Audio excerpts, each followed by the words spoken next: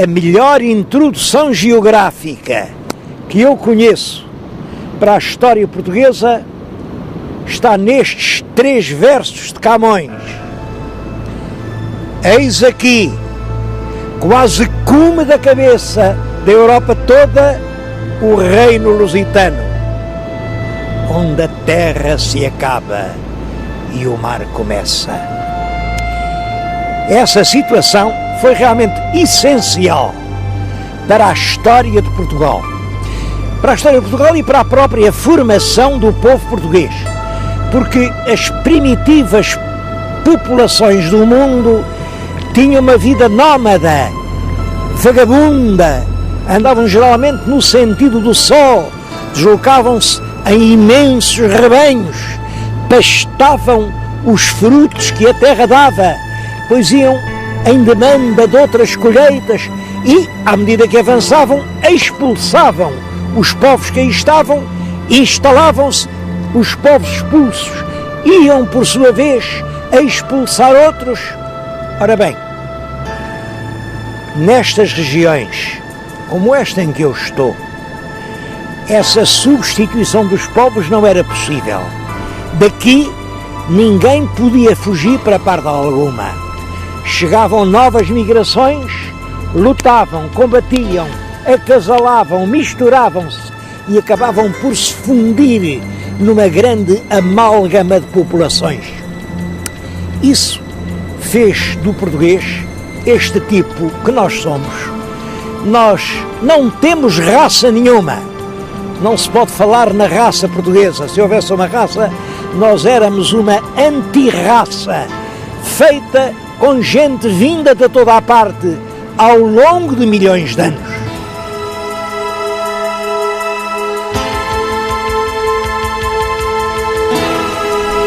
Essas sucessivas migrações humanas podem hoje distinguir-se pelas diferentes técnicas com que trabalhavam a pedra. Bom, a pedra por isto. É possível que os primeiros homens se tenham servido de outros materiais, mas os que chegaram até nós são os que o tempo não consumiu. São pedras.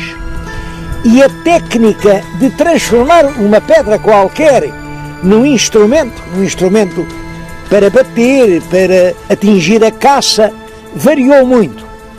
Os arqueólogos designam as várias técnicas usadas, e usadas com intervalos de muitos séculos umas para as outras, pelo nome da região onde apareceram os jazigos mais significativos.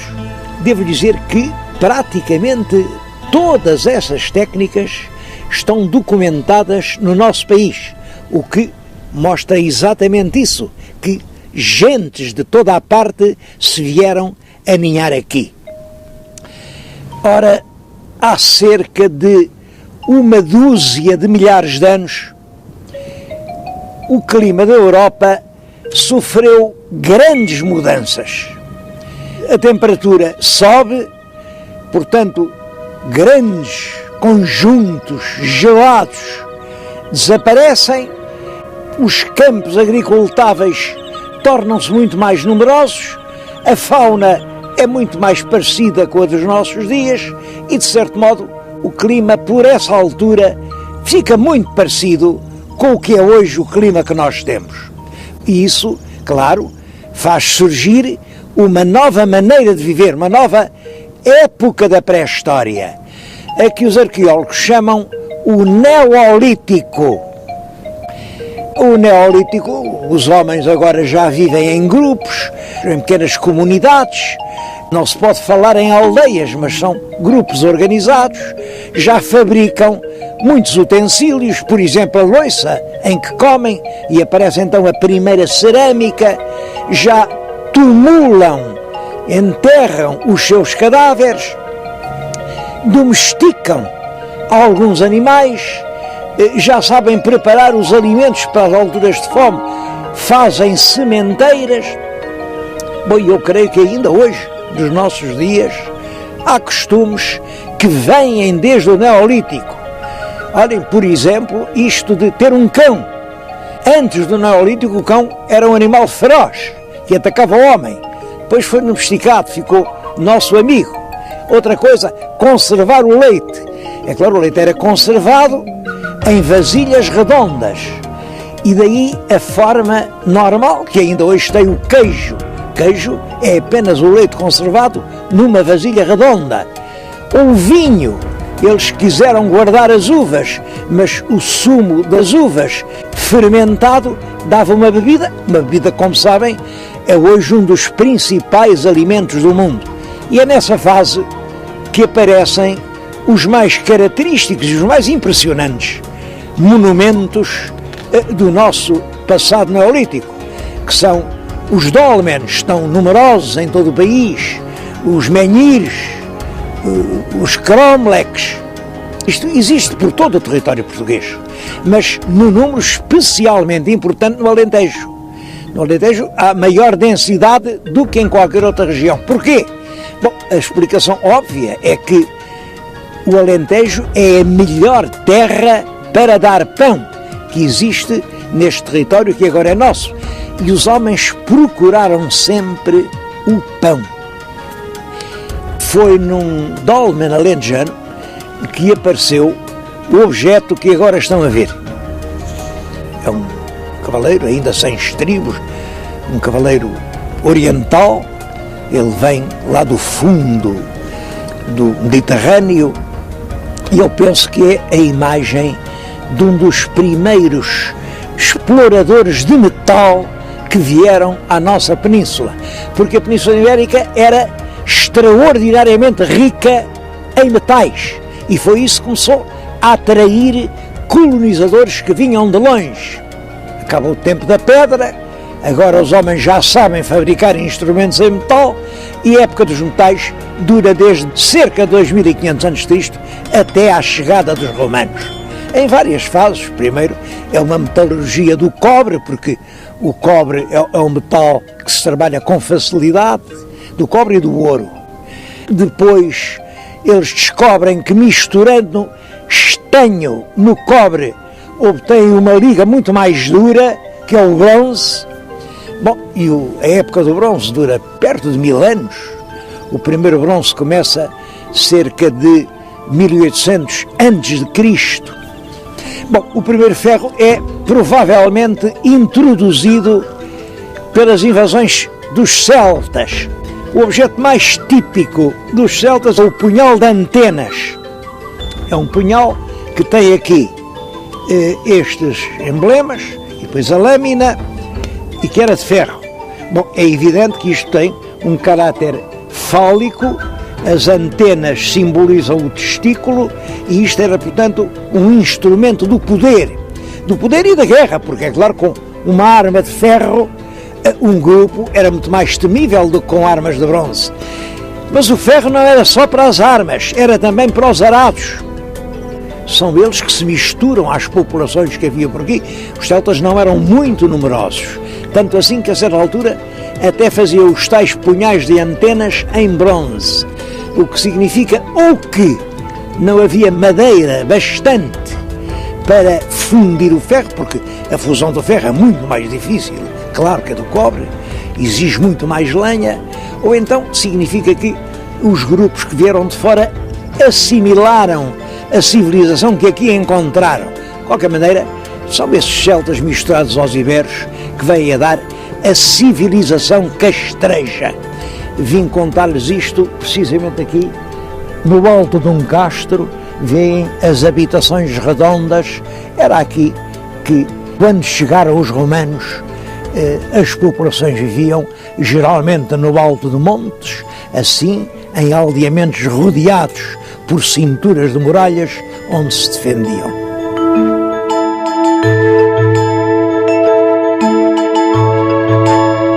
E é essa civilização castreja que domina quase todo o território português até ao século II a.C.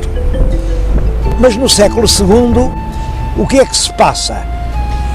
O domínio do Mediterrâneo era disputado por duas grandes potências, Roma e Cartago. Os cartagineses para organizar exércitos para a guerra contra Roma, serviam-se da Península Ibérica. Aqui na Península havia realmente homens muito aptos para a guerra, muito valentes, e eles recrutavam aqui enormes exércitos que atiraram contra Roma. E os romanos vieram à Península fundamentalmente para impedir esse recrutamento, mas é claro, também chamados pela imensa riqueza mineira que toda a Península tinha. Os habitantes locais, os habitantes dos castros, os lusitanos, opuseram-se energicamente ao domínio romano. Ficou famoso, mesmo entre os romanos, o chefe dessa resistência, que era Viriato. Ele, durante alguns anos, travou grandes batalhas contra as legiões de Roma e venceu-as. Os romanos não o puderam derrotar, enfim, no campo de batalha, mas venceram-no à traição. Conseguiram subornar 2 lugares tenentes que o apanharam distraído e o assassinaram. Estou-lhes a contar estas coisas diante de uma estátua que a cidade de Viseu fez a Viriato, porque ele pode ser que não fosse Viseu, mas era aqui desta região, da região dos Montes Hermínios, do lado do Atlântico, portanto, desta Serra de Estrela já mais atlântica. É curioso que aqui há um monumento verdadeiro por detrás da estátua, vê em uma altura, bom, aquilo é um monumento a sério. Era ali um acampamento de uma legião romana. Os romanos, para se defenderem, levantavam grandes cômoros de terra, muralhas de terra, e era lá dentro que ficava a legião.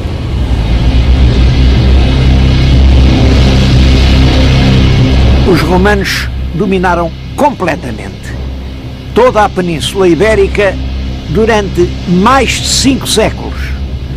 Costumam referir-se às datas de 146 a.C. e depois 409 depois de Cristo, que é quando veio os bárbaros. Durante esses perto de 600 anos, a influência que os romanos têm na Península é tão grande, que nós hoje nem sequer conseguimos saber qual seria a linguagem que falávamos antes da vinda dos romanos, porque a que hoje falamos é que os romanos nos ensinaram. Falamos o latim, claro, um latim já muito corrompido e estropiado, mas é latim que nós falamos. Mas não foi só na linguagem, foi o pão que se come, a maneira de fabricar o pão, foi as técnicas da construção civil das casas, que chegaram até praticamente aos nossos dias, foram as leis. As nossas leis ainda são hoje decalcadas nas leis romanas.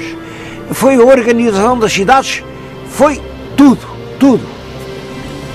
Depois da vinda dos romanos, passamos a ser uma colónia da Itália, uma região em que se fala o latim, em que se pensa em latim, em que os homens se divertem à maneira dos latinos. E é claro que isso tem consequências decisivas na história da civilização peninsular. Portugal hoje é uma nação românica. Isto quer dizer, somos uma pátria filha de Roma. Ficaram muitos vestígios da passagem dos romanos em todo o país. Há mais de 2.000 monumentos romanos. É claro, alguns são muito importantes e ainda hoje estão de pé. Por exemplo, a Ponte Romana de Chaves, ainda há pouco tempo passavam por lá pesados caminhões. Ou Centuncelas, que era o centro numa região mineira, ou realmente aquele criptopórtico de Coimbra, onde hoje está o Museu Machado de Castro, era, enfim, a base de um palácio romano. Ou o Templo de Évora, que se chamou tanto tempo o Templo de Diana, não tem nada a ver com Diana, era do culto imperial. Ou São Cucufate, no Alentejo, que chegou até hoje porque era uma vila romana, também centro de uma região mineira, onde se instalou um convento e que não deu tempo a destruir. Os frades, em vez de deitarem abaixo, aproveitaram os muros romanos, por isso está de pé. O Milreu, no Algarve. Mas talvez a mais importante de todas as recordações que os romanos nos deixaram foram estas ruínas de Conímbriga. A cidade foi destruída pelos bárbaros, arrasaram-na. Depois dos bárbaros, cada um foi levando a sua pedra, olhem, para a reconstrução de Condeixa, e hoje a cidade pouco mais tem que os alicerces. Ainda assim, ficaram os mosaicos, que são dos mais belos monumentos romanos que há em Portugal.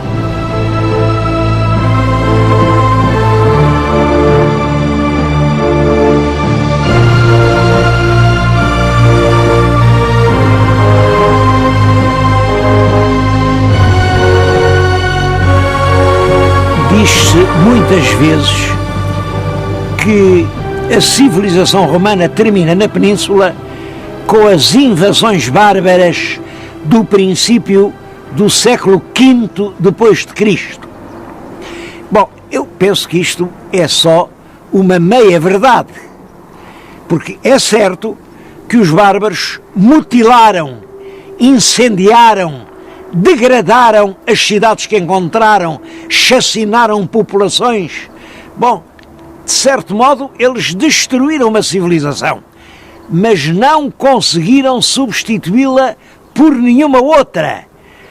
Os peninsulares continuaram a falar em latim, continuaram a plantar os olivais, continuaram a colher o seu vinho, porque realmente os bárbaros não tinham uma civilização superior que se nos pudesse comunicar. Mas é evidente que as invasões bárbaras são um facto muito importante. Iniciam-se no ano 409, grandes bandos de povos germânicos, são os alanos, os vândalos, os suevos, atravessam as gargantas dos Pirineus, penetram na Península Ibérica e derramam-se um pouco por toda a parte. É curioso que a resistência dos romanos foi muito fraca. Em muitas partes nem resistiram. Bom, e a explicação é esta. É que os romanos também estavam a atravessar uma crise, era uma civilização inteiramente baseada na escravatura e, naturalmente, os escravos não estavam dispostos a lutar e a dar a vida pelos senhores que os oprimiam. Senhores que, diz um escritor dessa época, por vezes eram mais bárbaros do que os próprios bárbaros. Mas no ano de 516, portanto, cerca de um século depois, chegou à Península uma outra grande invasão de povos germânicos, eram os visigodos. Os visigodos estavam já há muito tempo no Império, portanto, estavam, de certo modo, mais civilizados, mas também não eram portadores de uma cultura superior e, por isso, eles não puderam enriquecer a cultura peninsular. Apesar disso, eu acho que a influência na história das invasões visigóticas foi realmente muito grande. É com os visigodos que nasce uma classe nova, uma classe que não era conhecida na época romana, a nobreza. Os visigodos chegam, apoderam-se das terras e, portanto, ficam proprietários, servidos pelos antigos donos, que agora são os servos, e são realmente uma outra raça. Ora, um fidalgo é exatamente isso. É um grupo étnico diferenciado, mais branco, a pele mais clara, até se dizia que eles tinham sangue azul, porque porque a pele era branca.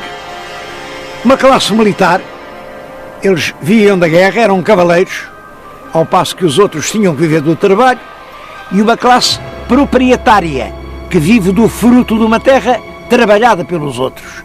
É a nobreza que vai ter um papel importantíssimo durante toda a Idade Média.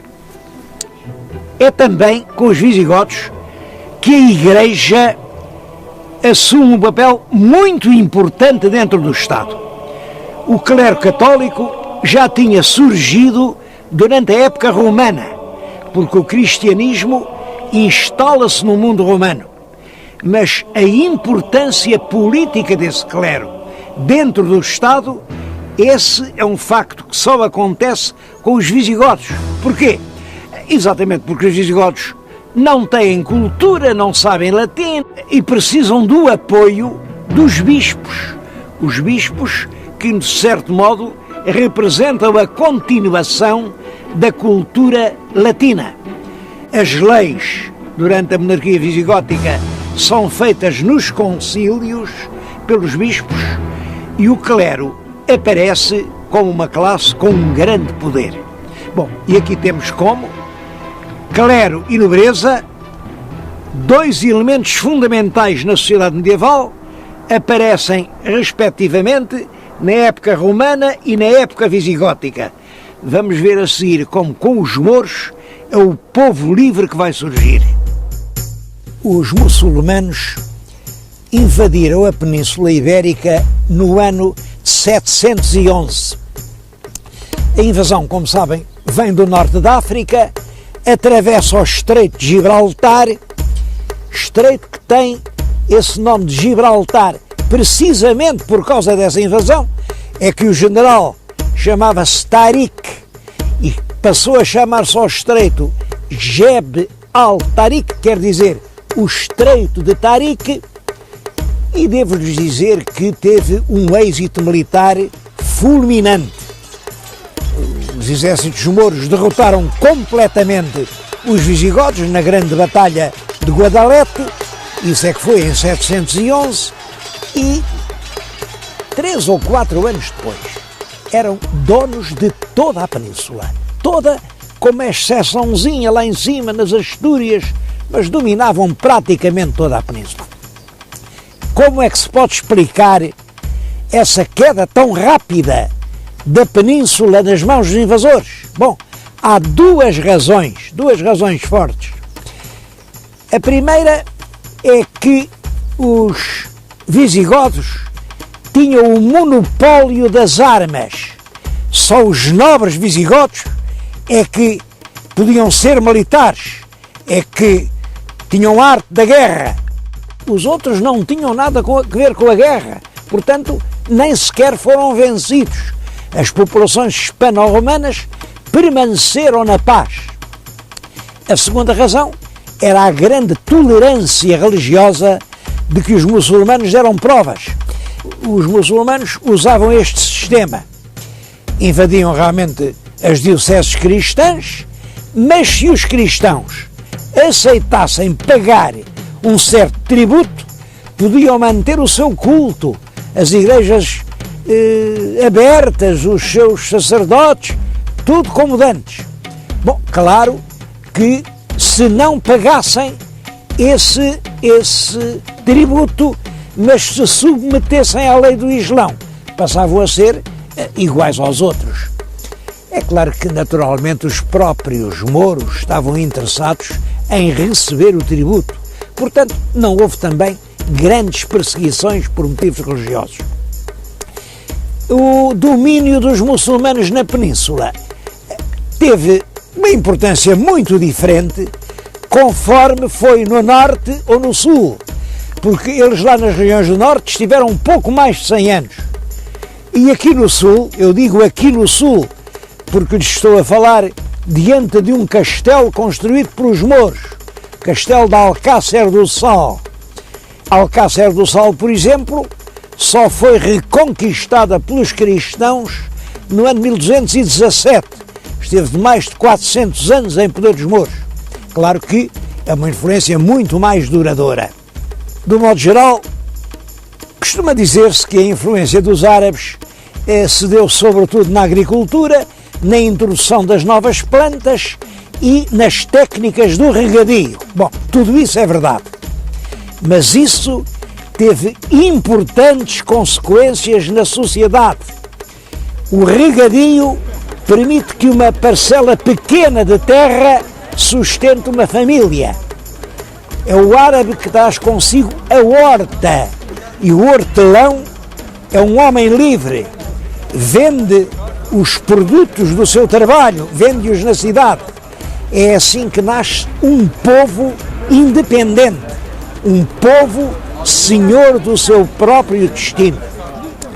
Penso, portanto, que estão agora definidos os 3 elementos da sociedade medieval portuguesa: clero, surgido ainda na época romana; nobreza, nascido no tempo dos visigodos; e o povo, que nasce na época dos mouros.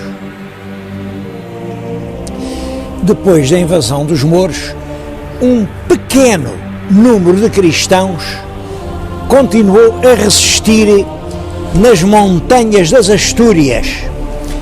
É a história de Covadonga. Ainda hoje Covadonga é considerado uma espécie de lugar sagrado. Bom, e essa pequena guerra, à medida que o poder dos mouros ia enfraquecendo, essa guerra ia avançando sobre a antiga terra dos mouros, e é essa guerra que se dá o nome de Reconquista. É claro que há muitas opiniões sobre o que foi a Reconquista, e eu creio que, de facto, trata-se do restabelecimento do regime de servidão que tinha sido derrubado com a derrota dos visigodos. Os novos senhores que vêm do norte chegam, os lavradores livres das aldeias são obrigados a voltar à sua antiga situação de servos da gleba, e por isso houve realmente muitas revoltas dos cristãos contra os seus novos senhores. Há mesmo um documento que chama a estes cristãos que cá tinham ficado os libertinos, quer dizer, os filhos dos escravos, e que diz que eles se revoltavam contra os seus antigos senhores, mas que eram reconduzidos à primitiva servidão, in pristinam servitutem. Isto revela claramente o caráter social da Reconquista. Os nobres vinham, apoderavam-se destas terras que estavam mais ou menos sem dono, sem autoridade, e era isso que se chamava a presúria. Presúria vem de presa, tomar presúria. Eu vim falar-lhes nisto aqui diante da estátua de um presor. É Vímara Pérez, que no ano de 868 tomou de presúria esta terra. Este cabeço, em que agora está a sede do Porto, era um cabeço quase deserto. Havia aqui apenas uma ermida. No centro da ermida está hoje a catedral. É claro que essa reconquista passa a linha do Douro, chega à linha do Mondego. No ano de 1064 é Coimbra que é conquistada pelos cristãos e passa a ser cabeça do novo condado, o condado conimbricense.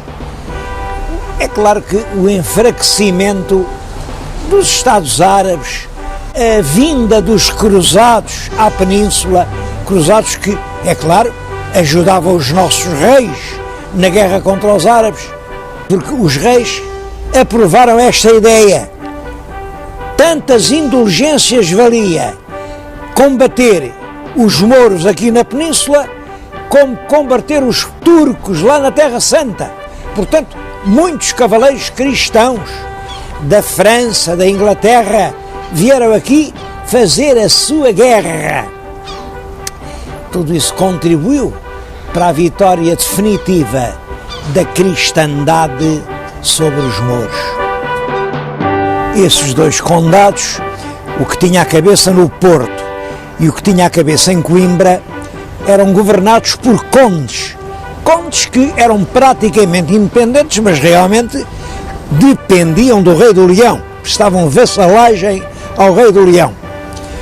Ora, no ano de 1095, o imperador Afonso VI tinha o título de imperador porque era rei dos três reinos de Leão, Castela e Galiza.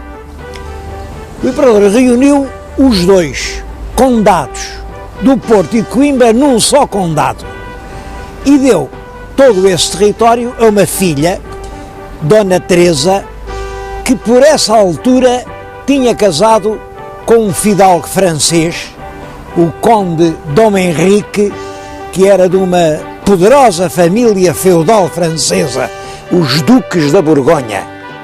Bom, e são eles, Dom Henrique e Dona Teresa, os primeiros príncipes de Portugal. Os seus túmulos estão hoje na Catedral de Braga e eu próprio estou a falar-lhes aqui em frente do Castelo de Guimarães, onde eles por vezes residiram. O conde morreu em 1114 e, naturalmente, o governo do condado passou para a rainha viúva, que era a mãe do jovem Dom Afonso Henriques. Quando o pai morreu, ele ainda era uma criança. Mas, é claro, era uma criança que cresceu e, em 1122, já se armou a si próprio cavaleiro na Catedral de Samora. Ele armar-se a si próprio queria dizer que não reconhecia ninguém acima de si. Ora, por essa altura, a condessa Dona Teresa apoiava-se muito nos nobres galegos. Estava até casada com um grande fidalgo da Galiza, o conde Fernão Pérez de Trava, que tinha uma posição de chefia em tudo o que dizia respeito aos assuntos portucalenses. Bom, e os portugueses não viam com bons olhos essa espécie de sujeição à Galiza. Havia resistência e o jovem Afonso Henriques vem a encabeçar essa resistência, apoiado por um lado pelos burgueses de Guimarães, pelo arcebispo de Braga e também por muitos fidalgos portucalenses. E Afonso Henriques, com essas forças, resolve apoderar-se do governo do condado. É claro que a mãe não concordou. A mãe entendia que a condessa era ela. E os dois, mãe e filho, travaram um combate no campo de São Mamede, perto do Castelo de Guimarães. Devo dizer que, passados alguns anos, a esse lugar já se chamava o Campo de São Redanhas. Redanhas, em sentido figurado, quer dizer feitos de valentia, atos corajosos. Compreendo perfeitamente que ao sítio onde houve uma batalha se tenha ligado essa ideia de feitos valentes. Ora, nós sabemos, e sabemos perfeitamente, porque Fernão Lopes o diz, onde era o Campo de São Redanhas. Ficava a meia légua de Guimarães, na estrada de quem vem do Porto para Guimarães. O lugar é, portanto, o que agora estão a ver. As tropas de Dona Teresa vinham atacar e precisavam de passar o rio, certamente por aquela ponte que já nessa altura existia.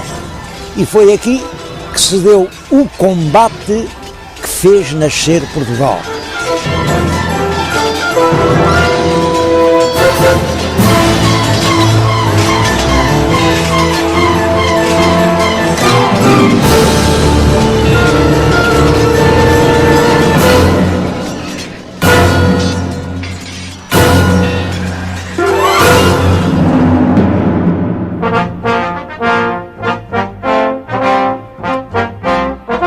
Depois do combate de São Mete, é Afonso Henriques quem governa o condado portucalense, com o Porto e Coimbra, embora o condado, é claro, dependa do rei de Leão.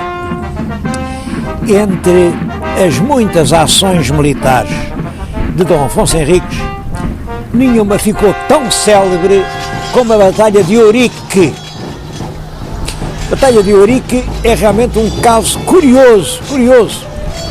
Não há dúvida que houve uma batalha, foi no ano de 1139, entre as forças de Dom Afonso Henriques e forças mouras. Dizem que eram muitos reis, enfim, porque depois a lenda foi ampliando e acabou por transformar essa batalha num acontecimento extraordinário, estrondoso, com a própria intervenção de Deus, com o milagre. Deus veio do céu à terra e apareceu a Dom Afonso Henriques para lhe anunciar que ia dar a vitória em troca de depois ele, Dom Afonso Henriques, lhe dever consagrar este país.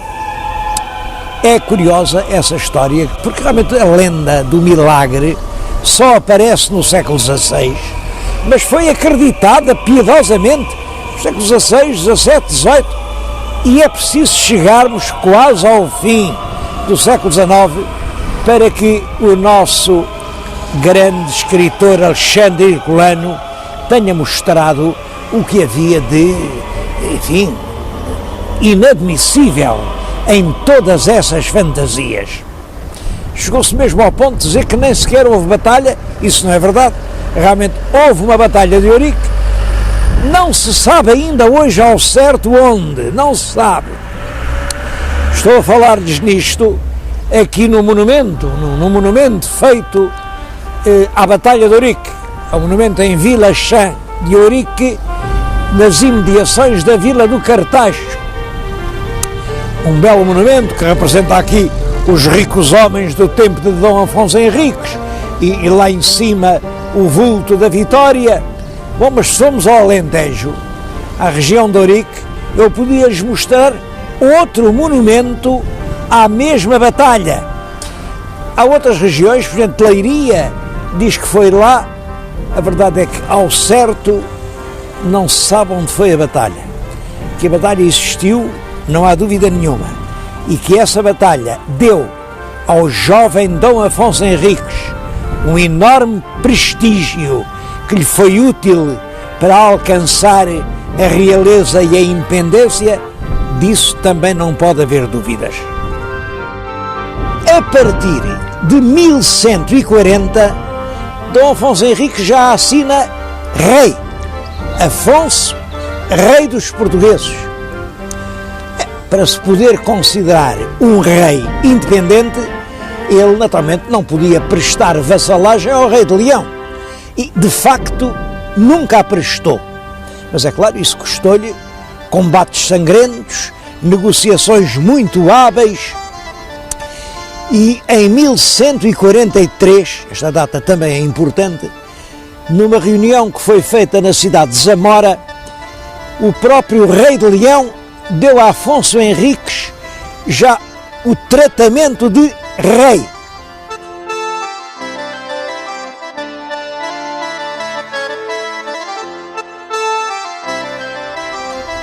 Finalmente, em 1179, pela primeira vez, o Papa, numa bula célebre, Manifestis Probatum, reconheceu Afonso Henriques como rei de Portugal. É claro que a independência de Portugal deve muito a Dom Afonso Henriques, mas não foi apenas a valentia, a teimosia e o gênio político de um homem que estiveram na base do nascimento de uma nova nação.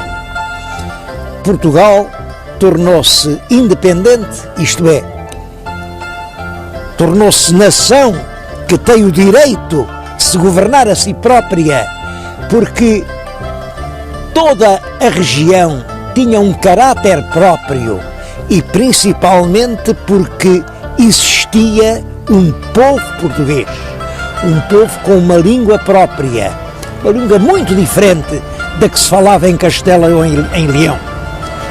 esse povo tinha conhecido uma situação de quase liberdade no tempo dos mouros e agora apoiava o príncipe que protegia os concelhos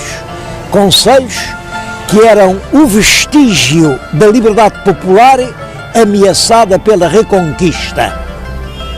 De facto, foram os concelhos que deram a Dom Afonso Henriques a força que lhe permitiu ser independente, a começar pelo Conselho dos Burgueses aqui de Guimarães, que lhe permitiu resistir a um cerco posto pelo rei de Leão e que lhe deu também as tropas que lhe fizeram ganhar o combate de São Mamede. E à força do povo juntava-se a força dos bispos, que queriam ver as suas dioceses independentes das sés metropolitanas de Toledo e de Compostela. Ele manteve, por um lado, a guerra com os mouros e conseguiu que a fronteira do seu reino passasse da linha do Mondego para a linha do Tejo, com a conquista definitiva das grandes cidades de Santarém e de Lisboa, e com Lisboa apoderou-se de Sesimbra, de Sintra, de Palmela. Constroem-se grandes monumentos, como é, por exemplo, a Sé Velha de Coimbra, ou a Sé de Lisboa, ou o convento de Alcobaça. Olhem, ou este convento de Santa Cruz de Coimbra, ou São João de Tarouca, ou o Castelo de Leiria. É, portanto, um grande e construtivo reinado.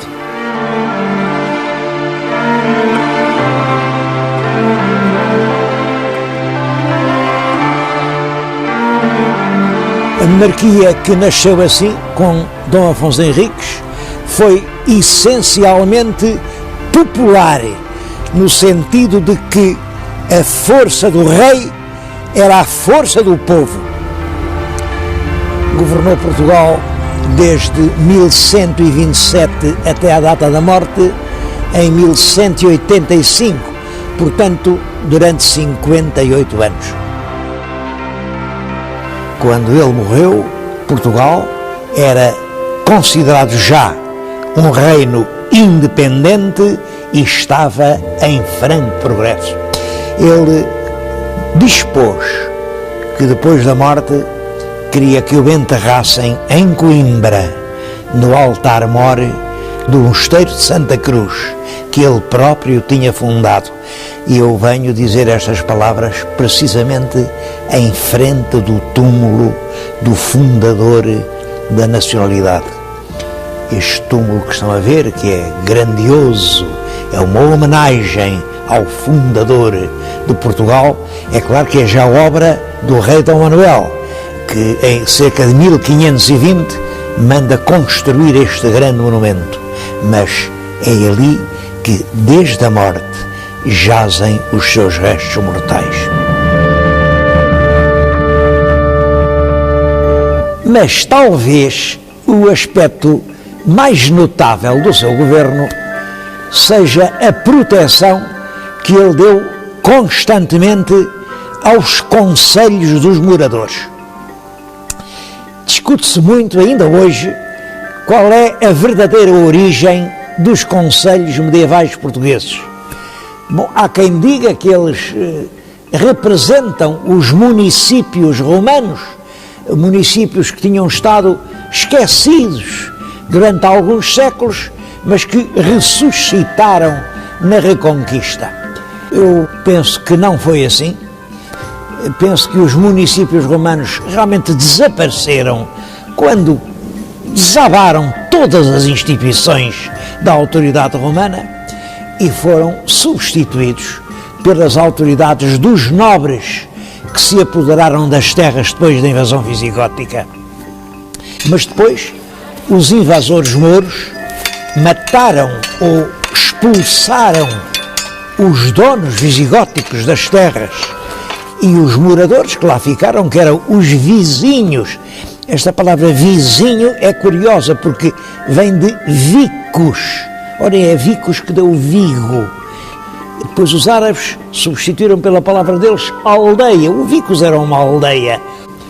Os moradores das terras ficaram sem senhores e tiveram de se organizar para resolver os seus próprios problemas, os problemas da sua vida coletiva, porque alguém tinha que fazer justiça, alguém tinha que mandar reparar os caminhos por onde se passava, tinha que mobilizar e administrar os lagares do vinho e do azeite, os afolhamentos da terra, o regime da pastorícia. Tudo isso eram problemas de todos e que só podiam ser resolvidos por todos. Por isso, os vizinhos reuniam-se.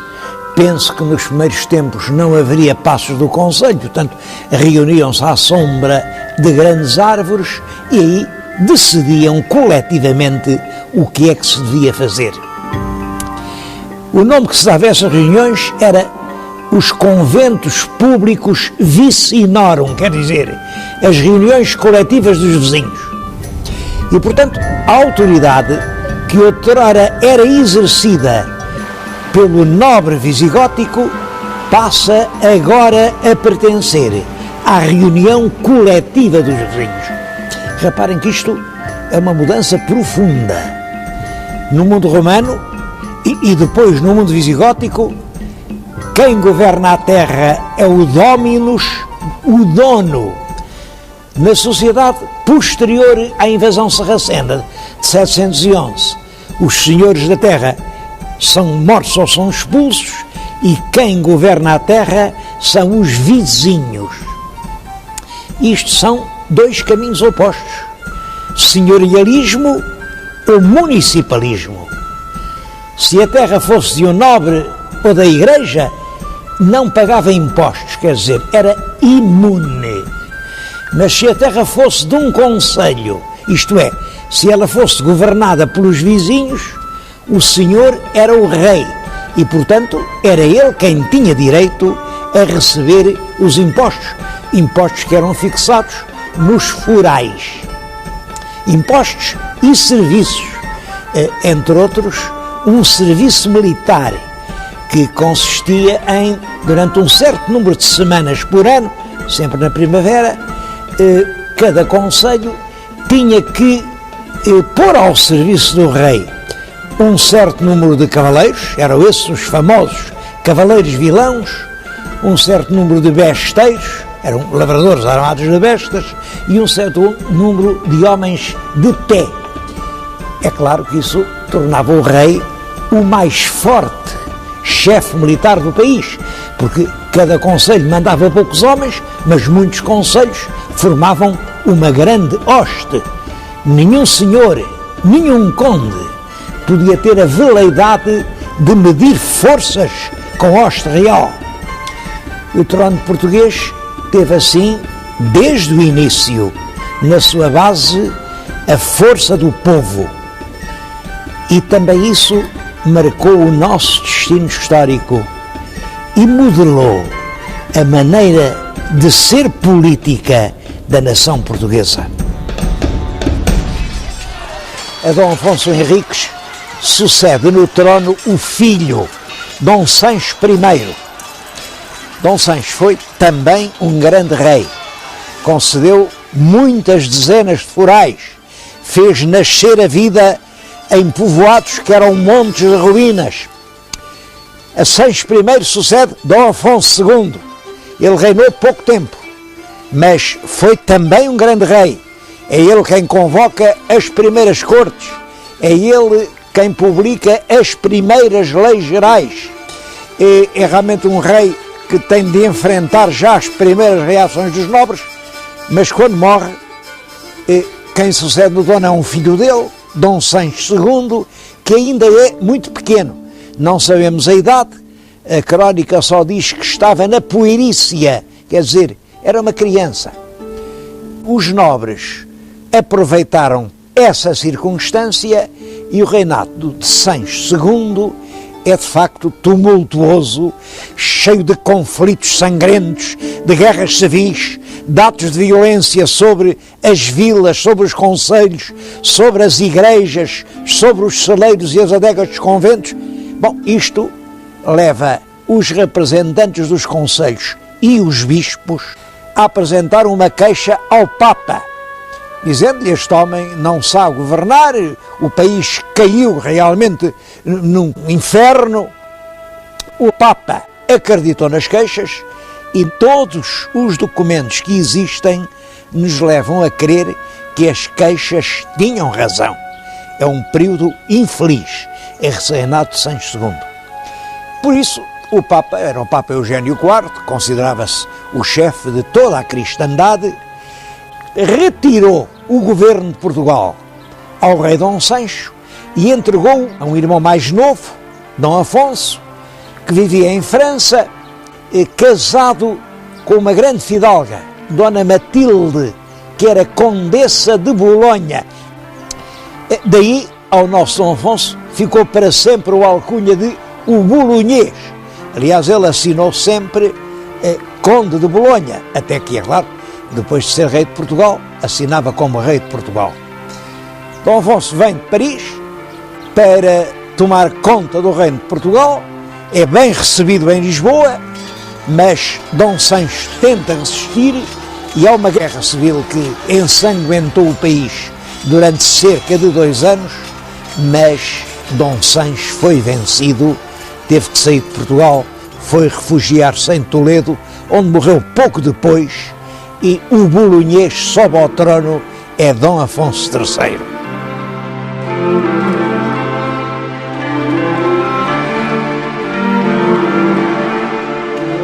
Com o reinado do bolonhês, restabelece-se a paz e a organização no país. O povo é pela primeira vez chamado a tomar parte nas cortes. E estou-lhes a falar em primeiras cortes, aqui na cidade de Lamego, também ligada às cortes por uma lenda inventada no século XVII, que diz que foi aqui, em Lamego, que Dom Afonso Henriques reuniu as famosas cortes de Lamego, que realmente nunca existiram. Isso é uma lenda inventada por imaginosos cronistas. A lenda entrou, de certo modo, na história, porque houve muitos atos importantes da vida portuguesa, até a nossa independência, em que se falava no direito definido nas cortes de Lamego. Para falar no reinado de Dom Afonso III, nenhum lugar está mais indicado do que Leiria, porque, de qualquer forma, a única notícia segura que temos das cortes com representantes do braço popular são realmente essas cortes de Leiria de 1254. Pensa-se que as cortes estiveram reunidas na igreja de São Pedro. É a igreja cuja fachada românica podem ver atrás de mim. Fica aqui no sopé do Castelo de Leiria. É um castelo que tem coisas muito anteriores ao Dom Afonso III, por exemplo, aquela parte central com a torre de homenagem, aquilo vem do princípio da monarquia, e também tem coisas muito mais modernas do que o Dom Afonso III.